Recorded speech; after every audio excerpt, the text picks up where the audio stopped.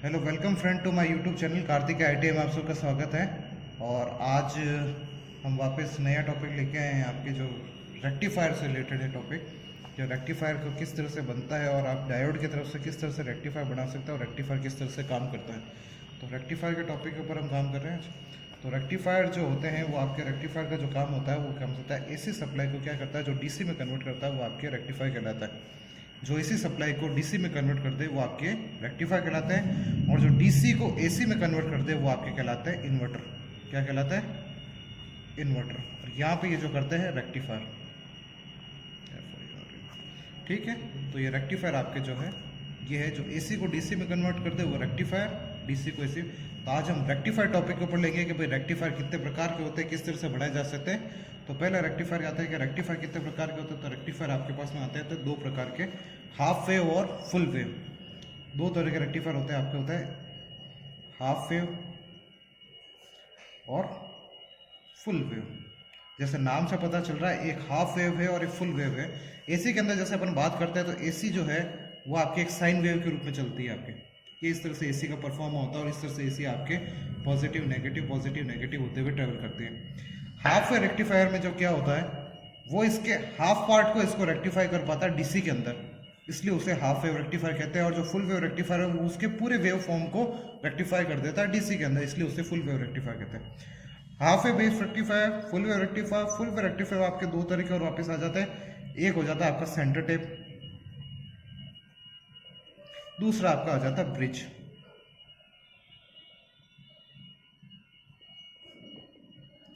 सबका फर्क क्या है? हाफ वेव रेक्टिफायर में आपके जो डायोड की संख्या होती है वो होती है आपके एक, डायोड की संख्या एक। सेंटर टेप में जो फुल वेव रेक्टिफायर में डायोड की संख्या आपके आती है दो, जिसमें सेंटर टेप में रेक्टिफायर डायोड की संख्या कितनी? दो डायोड। और ब्रिज में जो आपके डायोड की संख्या आती है वो आपके आती है चार डायोड। तो ये चार डायोड का आपके काम में ले जाते हैं तीन से दो डायोड, चार डायोड आपके ब्रिज रेक्टिफायर में काम करते हैं। ये तो इनका मेन फर्क है कि एक के अंदर आपके जो सेंटर हाफ वेव में है आपके एक डायोड काम में ले जाएगा, दूसरे में आपके जो सेंटर टेप में रेक्टिफायर में उसमें दो डायोड है। हमारे यहाँ पे कुछ रेक्टिफायर बने हुए यहाँ पे, जैसे ये देखिए ये सेंटर टेप रेक्टिफायर है आपके। ये रेक्टिफायर हमारे पहले बनाया हुआ था, तो ये रेक्टिफायर है। ये देखिए 12012 का ट्रांसफॉर्मर है, 12012 का ट्रांसफॉर्मर है और इसके सेंटर में टेपिंग निकली हुई है। देखिए ये जो सेंटर टेप रेक्टिफायर है ये है, ये इसके 12012 के और इस सेंटर से टेपिंग इसकी निकाली गई है। और दो रेक्टिफायर यहाँ पे कनेक्टेड किए हुए, देखिए ये एक है ये दूसरा। इसके बीच में से जो इनको कंबाइंड करके जो जाता है और दो आउटपुट इसके निकले गए रेड वाले वायर के। एक आउटपुट जो यहाँ से जो ये आ रहा है वो आउटपुट इसको दोनों को साथ कनेक्ट किया हुआ है। और जो डायोड का जो एक टर्मिनल है उसको,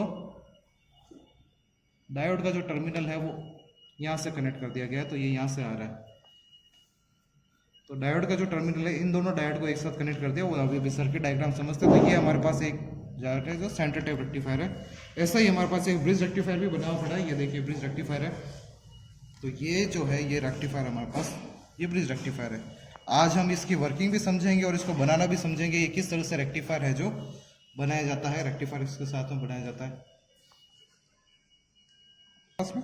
तो यहाँ से देखिए जो इसके आउटपुट के साथ में ये दिया हुआ है, इसके ही आउटपुट के दो तार है और ये ब्रिज चार रेक्टिफायर इसके अंदर काम में लेगा। ये हमारे पास ब्रिज रेक्टिफायर बना हुआ है।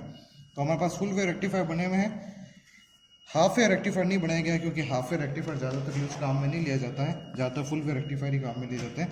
तो हाफ वेव में क्या फ़र्क होता है? तो जैसे मान लीजिए आपके पास में ये ट्रांसफॉर्मर जो हमारे पास में 12012 का है, तो मान लीजिए हमारे पास में ये ट्रांसफॉर्मर है, ये एक 12012 का हमने ट्रांसफॉर्मर ले लिया है। ये ट्रांसफॉर्मर यहाँ से लिया और यहाँ से आपने वापस इसकी सेकेंडरी वाइंडिंग यहाँ से ये ले ली। तो अब ये जो प्राइमरी वाइंडिंग तो ये हो गई, ये एसी यहाँ से टर्मिनल दिया जा रहा है और एसी की वेव फॉर्म आ रही जो आपके ये आएगी जो साइन वेव की जो आएगी, ठीक है। यहाँ पे आपने जो डायोड का सिंबल होता है, डायोड सिंबल आपके इस तरह से लिया जाता है, डायोड का सिंबल। अब ये जो होता है ये होता है आपका कैथोड, ये होता है आपका एनोड। के यानी कैथोड, ए यानी एनोड, जिसको कैथोड का आप नेगेटिव पॉइंट भी कह सकते हैं, एनोड को आप पॉजिटिव पॉइंट भी कह सकते हैं। समझने की बात है, ये जरूर ध्यान से रखिए कैथोड और एनोड को। और यहाँ से इसको क्या कर दिया जाता है, यहाँ से इस तरह से कनेक्ट करके इसके अंदर से पॉजिटिव और नेगेटिव, जो पॉजिटिव की जगह से यहाँ से जो जाएगा वहाँ से आपके दो टर्मिनल और यहाँ पे आपका लोड कनेक्ट कर दिया जाता है। तो यहाँ से जो निकलता है यहाँ से आपके पॉजिटिव है, तो यहाँ से जो पॉजिटिव से पॉजिटिव आएगा तो यहाँ पे आपके जो निकलेगा पॉजिटिव और यहाँ से आपका निकलेगा नेगेटिव पार्ट। जो पॉजिटिव जा रहा है, तो अब इसके अंदर जो काम होगा वो किस तरह से होगा मैं ये बता देता हूँ। यहाँ से जो धारा जाएगी वो आपकी पूरी साइन वेव जा रही है। जो डायोड जिस बेस पे काम करता है, डायोड का जो बेस है वो काम करने का, हाँ चलो, तो यहाँ पे ये जो आपके एक डायोड यहाँ पे हमने लिया हुआ भी है, तो मैं डायोड दिखा देता हूँ आपको। ये देखिए जो डायोड है, ये डायोड का ये जो पार्ट है, इस तरह से डायोड इस करके आता है। और ये जो डायोड का जो नंबर है, वो डायोड का नंबर यहाँ पे आपका दिया हुआ है, इसके अंदर दिया हुआ है 1N5408। जो डायोड का नंबर यहाँ पे दिया हुआ है 1N5408। इस जो डायोड का नंबर है, इसकी जो रेटिंग होती है 3 एम्पियर करंट की आती है, और ये 50 से लेके आपके 1000 वोल्टेज के ऊपर इसको काम में लिया जा सकता है। ज़्यादातर इसे आप 250-300 वोल्टेज पे काम ले सकते हैं, यानी सिंगल फेज सप्लाई को आप डीसी के अंदर इसके द्वारा कंफर्ट कर सकते हैं। अगर आप डायोड रेक्टिफायर बनाना चाहते हैं अपने घर के लिए या फिर अपने प्रैक्टिकल करते हैं, तो आप ये डायोड डिमांड कर सकते हैं मार्केट में जाके 1N50। ये आपको 230 वोल्टेज को आराम से आपके 230 की डीसी में कंप्लीट कर देगा, डीसी कर सकता है। तो आपको क्या करना है, ये जो है ये इस तरह से देख लीजिए, ये जो पट्टी है, सिल्वर पट्टी यहाँ पे आपको दिख रही होगी, जो दवर से देखिए, ये जो सिल्वर पट्टी है, ये देखिए यहाँ पे जो सिल्वर पट्टी है, ये जो सिल्वर पट्टी है जो इसका कैथोड पार्ट है, यानी इसका नेगेटिव पार्ट है। और ये जो इसका ब्लैक पार्ट है, ये ब्लैक पार्ट इसका पॉजिटिव पार्ट है, जिसे अपन एनोड कहते हैं। तो यहाँ तो ये जो पार्ट है, ये सिल्वर पट्टी है जो ये नेगेटिव है, कैथोड पार्ट है, और ये पॉजिटिव पट्टी एनोड पार्ट है। तो हमें ये ध्यान रखना है कि इसका नेगेटिव क्या है, पॉजिटिव क्या है, फिर आगे हम इसकी टेस्टिंग में देखेंगे। तो एक बार पहले समझ लेते हैं। तो ये जो पार्ट है ये किस तरह से काम करता है, ये बाइसिंग के ऊपर काम करता है। बाइसिंग प्रॉपर्टी क्या होती है कि जब अगर इसके पॉजिटिव है, यानी एसी जो यहाँ पे आ रही है, एसी के अंदर आपके ये देखिए कि ये इस तरफ चलती है, जब एसी है ऊपर वाले पार्ट की तरफ, तो ये पॉजिटिव फॉर्म में होती है, जब जाती है नीचे तो नेगेटिव फॉर्म में होती है।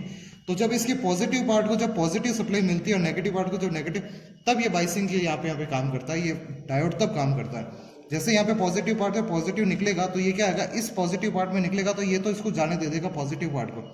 लेकिन जैसे यहाँ पे एसी आगे आएगी, तो एसी अब आएगी नेगेटिव, और पॉजिटिव के ऊपर जब नेगेटिव धारा जाएगी, तो ये उस तरह से ये उसको बाहर नहीं आने देगा, इसके अंदर से वो धारा प्रवाहित नहीं हो पाएगी, वो धारा फिर रह जाएगी। फिर बाकी धारा वो वापस, आगे वाली जो धारा है वो वापस जब सेकंड राउंड में यहाँ पे जब अपना एक साइकिल पूरा करेगी, तो दूसरे साइकिल के अंदर जब वापस वो पॉजिटिव वेव फॉर्म में आएगी, तो फिर वापस उसको जाना देगा, वापस वो नेगेटिव फॉर्म में आएगी, वापस उसको छोड़ देगा, वापस इस तरह से। तो ये बाइसिंग के ऊपर चल रही है। तो ये आपको जो डीसी मिलेगी वो कैसी पल्सेटिंग डीसी मिलेगी, कैसी पल्सेटिंग, पल्स होती है जिसे अपन कह सकते हैं, पल्स कैसे कहते हैं,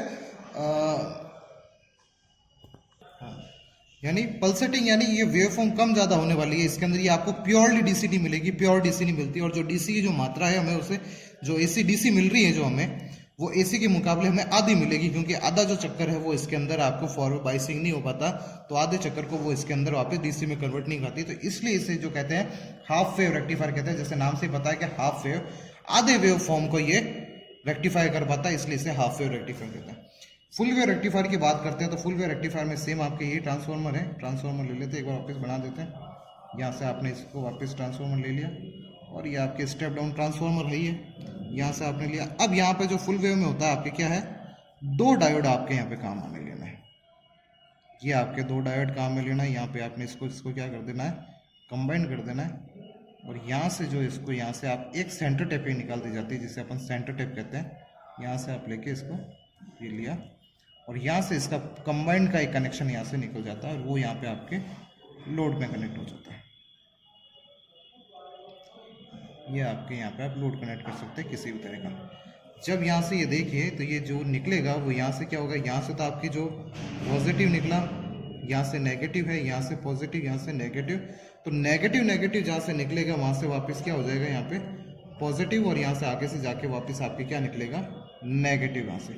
तो जो लोड आएगा वो यहाँ पे पॉजिटिव होगा, वो आपके यहाँ पे नेगेटिव लोड आएगा, और ये आपके जो पूरी वो है वो उसको कम्प्लीटली यहाँ पे वापस हम देख लेते हैं। यहाँ पे साइन वेव है, यहाँ से ट्रांसफॉर्मर जब साइन वेव पे आएगा, धारा यहाँ से जब जाएगी तो इस वेव में जाएगी, तो आधे वेव फॉर्म को तो ये ऊपर वाला डायोड जो D1 डायोड है, इसको मान लेते हैं D1, इसको हम मान लेते हैं D2।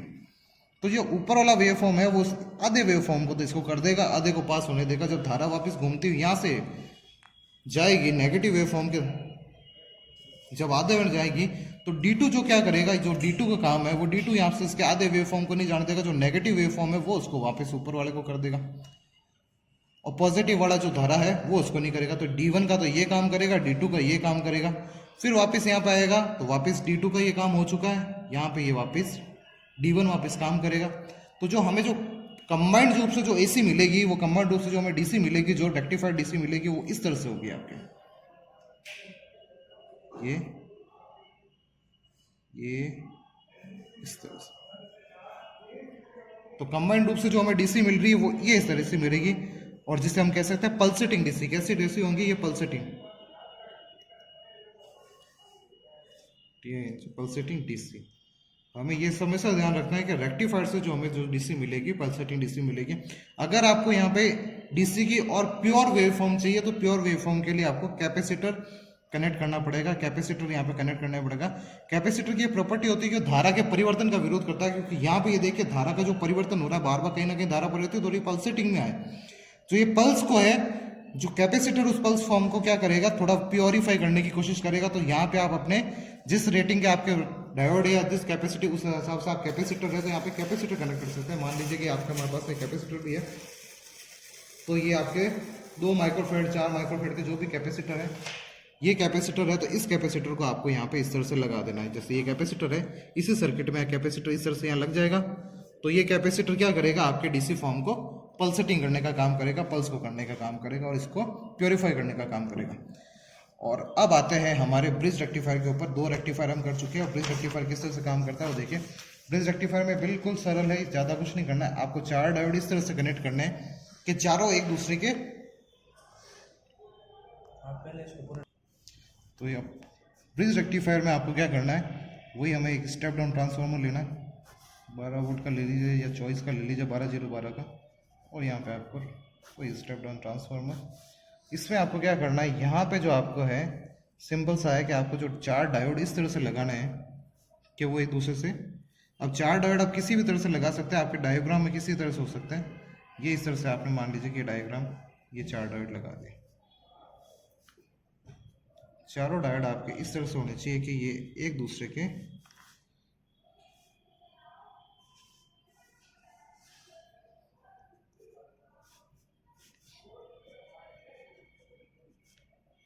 ये देखिए 4 डायोड इस तरह से कनेक्ट। अब आप डायोड को आप इस तरह से भी कनेक्ट कर सकते हैं। सर्किट डायग्राम, बहुत से डायग्राम इस तरह से भी सर्किट डायग्राम में डायोड कनेक्टेड होते हैं, तो ये कोई गलत नहीं है। आप इसको भी कनेक्ट कर सकते हैं, इस तरह से भी कनेक्ट कर सकते हैं।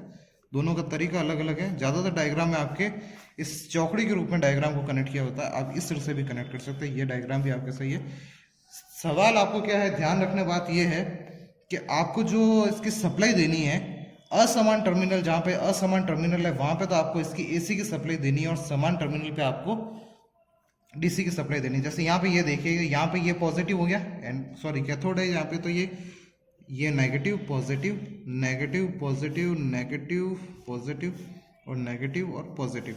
तो जहाँ नेगेटिव पॉजिटिव पॉजिटिव आ रहे हैं वहाँ से तो आपको सप्लाई देनी पड़ेगी। यहाँ से पॉजिटिव पॉजिटिव जहाँ से निकलेगा वहाँ से आपके निकल जाएगा एक नेगेटिव टर्मिनल, और जहाँ नेगेटिव नेगेटिव है वहाँ से निकलेगा आपके एक पॉजिटिव टर्मिनल। और यहाँ आपको क्या कर देना है, यहाँ पे कैपेसिटर लगा के या तो फिर लोड कनेक्ट कर देना है। ये तो आपके आ गए आउटपुट, और जो इनपुट देना है वो इनपुट आपके आएगा जहाँ पे आपके असमान, जहाँ प्लस माइनस चल रहा है वहाँ आपको इनपुट देना। तो इनपुट आपके यहाँ आ जाएगा, दूसरा इनपुट आएगा आपके यहाँ पे, यहाँ से आपको इनपुट इसके अंदर ये दे देना। ये देखिए, तो जहाँ असमान टर्मिनल है वहाँ तो आपको AC का इनपुट देना है, ये फेज और न्यूट्रल का। जहाँ समान इनपुट है वहाँ AC का इनपुट देना, और जहाँ समान टर्मिनल है वहाँ उसका आउटपुट देना। ये इस तरह से आपका ब्रिज रेक्टिफायर बढ़ जाता है, और ये आपके पूरी वेव फॉर्म का आपको कन्वर्ट कर देगा पूरी तरीके से। डायग्राम है इसका हमारे पास, नहीं तो हम डायग्राम भी ले सकते हैं। और इसके आगे करना है तो यहाँ पे जब अगर ये डायग्राम बनाना है तो आपको यहाँ पे क्या करना है, असमान टर्मिनल, यानी यहाँ पे तो आपको AC की सप्लाई देनी है, इस तरह का डायग्राम बना रहे हो तो, और यहाँ पे आपको DC की सप्लाई देनी। तो यहाँ से एक आपका एक पॉजिटिव पॉजिटिव, यहाँ से आपके दोनों नेगेटिव से निकलेगा पॉजिटिव, और दोनों पॉजिटिव से निकलेगा नेगेटिव टर्मिनल, यहाँ आपको DC की सप्लाई देनी है। अब आपके हम देखते हैं डायोड की टेस्टिंग कैसे होती है। डायोड का टेस्टिंग कैसे होता है, ये डायोड की टेस्टिंग या बाइसिंग के रूप में काम करता है। मल्टीमीटर से आप डायोड को टेस्ट कर सकते हैं। जब भी आप डायोड का रेक्टिफायर बनावे, डायोड को हमेशा टेस्ट जरूर किया जाए। अगर डायोड टेस्ट नहीं करते हैं तो डायोड बाई चांस अगर आपके ये किसी तरीके से अगर शॉर्ट है तो आपका सर्किट पूरी तरह से खराब हो जाएगा, काम नहीं करेगा। तो डायोड की टेस्टिंग आनी बहुत जरूरी है। डायोड टेस्ट करते टाइम आपको क्या करना है, जिसको जो समान टर्मिनल है इसके अंदर, जैसे देखिए ये हमारे पास आप मल्टीमीटर से इसकी टेस्टिंग कर सकते हैं। पूरा मल्टीमीटर ले लेता हूँ मैं, ये देखें आप मल्टीमीटर से इसकी टेस्टिंग कर सकते हैं। ये हमारे पास में मल्टीमीटर है और मल्टीमीटर को आपको इसके अंदर जो सेटिंग करनी है वो आपको करना है। इसका रोटरी स्विच आपको डायोड का यहाँ पे सिंबल बना हुआ है, तो आपके डायोड के सिंबल के वहाँ पे ले जाके आपको सेट कर देना है कि यहाँ पे डायोड टेस्टिंग के लिए। अब आपको क्या करना है, ये जो कॉम है ये इसके आपके क्या है, नेगेटिव कॉम और एक पॉजिटिव कॉम है इसके अंदर। तो यहाँ पे ये देखिए नेगेटिव टर्मिनल है, कॉमन को जो आप है, और आपको इसके ऊपर लेके दोनों के ऊपर आपको इसको लगाना है। जब आप इसको लगाते हैं और अगर आपकी ये रीडिंग देता है, इसका मतलब इसके अंदर आपके ये सही है, यानी इसके अंदर आपके जो से नेगेटिव टर्मिनल की वजह से ये आपकी ये कैथोड है। तो कैथोड है तो इसके अंदर जो कॉमन है वो कॉमन इसके अंदर कैथोड का काम करता है, इसके पॉजिटिव टर्मिनल का काम करता है। तो अब आपने यहाँ पे देखा, तो ये जब आप यहाँ पे लगाते हैं तो ये कुछ ना कुछ प्रतिरोध दिखाना चाहिए। तो यहाँ पे ये प्रतिरोध दिखा रहा है 505 ओम का, तो ये प्रतिरोध इसके अंदर कुछ ना कुछ दिखाना चाहिए। और जब आप इसे विपरीत करते हैं, दोनों जगह अगर पॉजिटिव नेगेटिव टर्मिनल जगह दूसरे टर्मिनल देते हैं, तो आपका कोई रेजिस्टेंस शो नहीं करना चाहिए किसी तरह का। अगर ये रेजिस्टेंस शो करता है और कनेक्टिविटी शो करता है, इसका मतलब ये आपके डायोड शॉर्ट हो चुका है, ये डायोड आपके काम का नहीं है। जो डायोड दोनों तरफ फॉरवर्ड और रिवर्स बायसिंग दोनों में काम करे, वो डायोड आपके खराब हो चुका है। जब आप पॉजिटिव की तरफ पॉजिटिव लगाते हैं, नेगेटिव की तरफ नेगेटिव लगाते हैं, तब ये काम करना चाहिए। तो तब ये जैसे ये देखिए, ये आपके नेगेटिव है, नेगेटिव की तरफ आपने सिल्वर पट्टी की तरफ लगाया तो सिल्वर पट्टी से काम करेगा, और पॉजिटिव की तरफ तब ये देखिए आपके 509 500 ओम रहते हैं। तो 4 डायोड हम टेस्ट कर लेते हैं। चारों डायोड को टेस्ट करके उसके बाद में एक डायोड हमने टेस्ट कर ही लिया है, इसको हम अलग रख देते हैं। 3 डायोड और निकाल देते हैं, तीनों डायोड को टेस्ट कर लेते हैं और हम इसको बना के रेक्टिफायर बनाते हैं। उसके बाद में हम इसको देखते हैं कि ये सही से काम करते हैं या नहीं। अब इसका रेक्टिफायर बनाते हैं और उसके बाद में वोल्टेज वेरिएशन दिखाते हैं। 230 वोल्टेज को आप इसी के थ्रू पूरा कर 2 कर चुके हैं। वापस हम आते हैं, ये मेरे पास नेगेटिव कॉम है, नेगेटिव पॉइंट को जो इसका एनोड है वो नेगेटिव आपको सिल्वर पट्टी की तरफ रखना है यहाँ पे, और दूसरी तरफ आपको पॉजिटिव। ये देखें, ये वापस आपके 530 532 ओम इसके अंदर दिखा रहा है। वापस ऑपोजिट करके देखते हैं, और ऑपोजिट करके आपके ये ओनली प्रतिरोध बहुत ज़्यादा होने के कारण यहाँ से प्रतिरोध शो नहीं होता, इसलिए यहाँ से। अगर यहाँ पे ये बिल्कुल ही नहीं है और हो रहा है, तो इसका मतलब आपका सर्किट क्या है, ओपन सर्किट है, वहाँ पे आपको कोई ना कोई प्रतिरोध सर्किट नहीं होता। या फिर कोई ना कोई प्रतिरोध इसके अंदर शो नहीं होना चाहिए। अगर प्रतिरोध शो हो रहा है तो इसके अंदर ये क्या है, शॉर्ट सर्किटेड है। यहाँ से आपको लेना। दूसरा हम लेते हैं यहाँ पे वापस आपके नेगेटिव की तरफ लेते हैं, ब्लैक की तरफ, सिल्वर पट्टी वाले की तरफ आपको ब्लैक वाला रखना है और यहाँ पे आपको ये रखना है। ये देखिए, ये वापस आपके 532 536 चेंज करके देख लेते हैं, ये भी सही है। और दूसरा आपके ले लेते हैं यहाँ पे वापस आपके ब्लैक पट्टी की तरफ, सिल्वर पट्टी की तरफ ब्लैक वाला, और यहाँ पे आपने ये रखा और ये आपने इसको कनेक्शन कर दिया। ये आपके इसका रजिस्टर बता रहा है। दोनों को करने के बाद में देख लेते हैं कोई रजिस्टर, यानी ये चारों डायोड आपके सही है और चारों डायोड सही है। तो अब आप इसको कनेक्शन कैसे करना है, आपको कुछ नहीं करना है। 2 डायोड को इस तरह से लेना है, जो समान भाग है उनको, और समान जैसे सिल्वर पट्टी है, आपको इनको कनेक्टेड कर देना। तो सिल्वर पट्टी को जैसे आपने लिया और डायोड को इस तरह से आपको वेरी के लिए इस तरह से रखना है, यहाँ पे आपको कनेक्ट कर देना है और प्लायर की मदद से इसे थोड़ा सा मोड़ देना है ताकि ये कहीं जाए ना। यहाँ से आपने इसको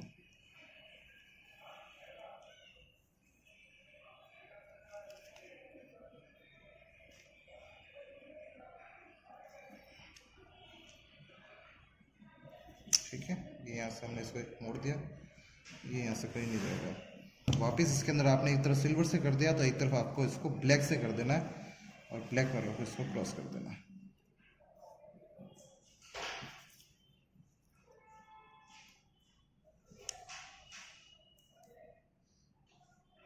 प्लेयर की मदद से इसे मोड़ देना है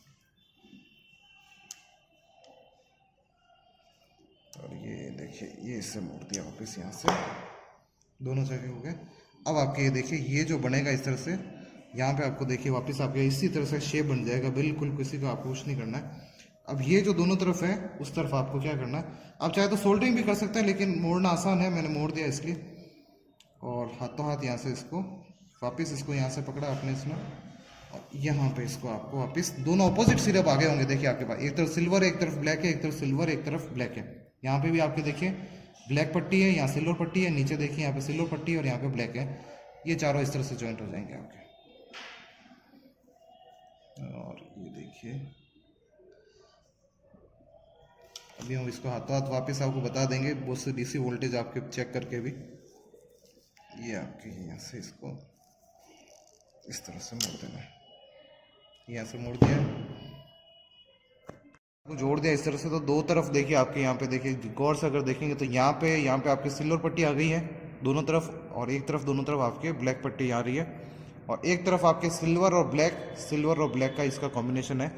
तो जो आपको इनपुट देना है वो इनपुट आपको देना है जहाँ पे आपके ऑपोजिट है, यानी एक तरफ आपके कैथोड और एक तरफ आप जहाँ एनोड है वहाँ पे तो आपको इनपुट देना है एसी का, और जो आउटपुट निकालना है वो आउटपुट निकालना है आपको जहाँ पे आपके समान टर्मिनल आ रहा है। जैसे यहाँ पे कैथोड, यहाँ पे देखिए एक दोनों तरफ कैथोड आ रहा है, तो यहाँ पे आपको इनपुट निकालना, और यहाँ से भी, यानी असमान सिरों पे तो आपको इनपुट देना और समान सिरों से आपको आउटपुट लेना है। डीसी का आउटपुट हम समान सिरों से लेंगे और असमान सिरों पे आपको आउटपुट दे देना है। तो अभी हम आउटपुट देख के इसको देखते हैं कि कितने वोल्टेज तक ये आपको ट्रांसफॉर्म करके दे सकता है डीसी के लिए।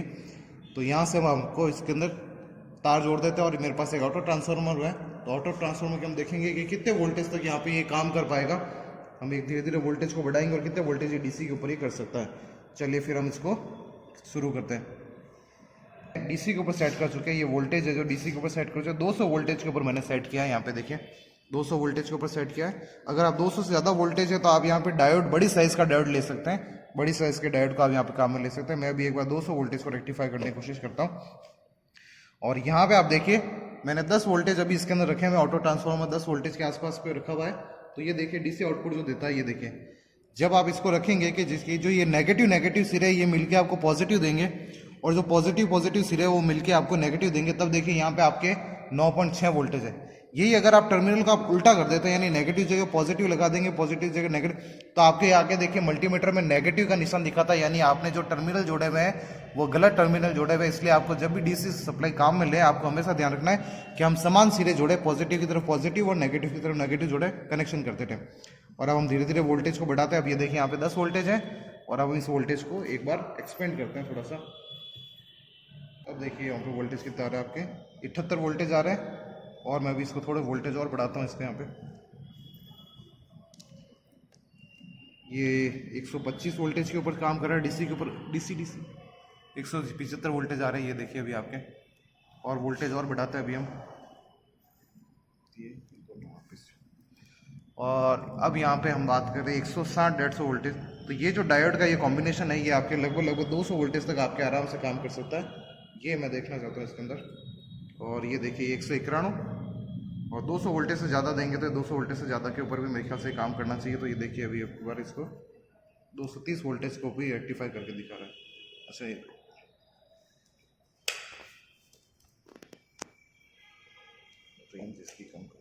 230 वोल्टेज को भी इसके अंदर रेक्टिफाई कर सकता है इसके थ्रू। ये देखिए ये पूरा डायोड का कॉम्बिनेशन, डायोड नंबर मैं आपको बता दूंगा लिंक के अंदर, और डायोड नंबर मैंने आपको बताए भी थे पूरे वीडियो में।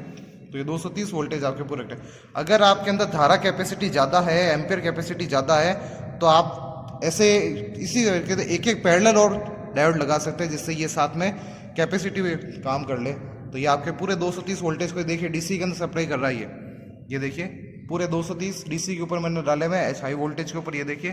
और ये आपका ब्रिज रेक्टिफायर आपके इस तरह से डीसी को कन्वर्टेबल काम कर सकता है। चलिए।